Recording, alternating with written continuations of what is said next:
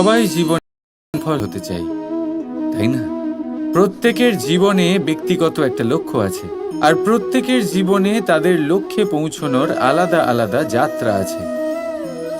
এবার এই যাত্রায় অগ্রসর হওয়ার জন্য পথের দরকার।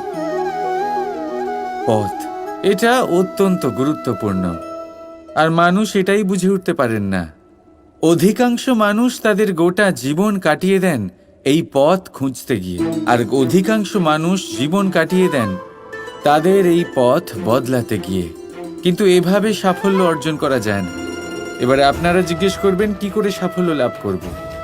এই সফলতা তিনি অর্জন করেন যে তার পথ নিজেই তৈরি করেন।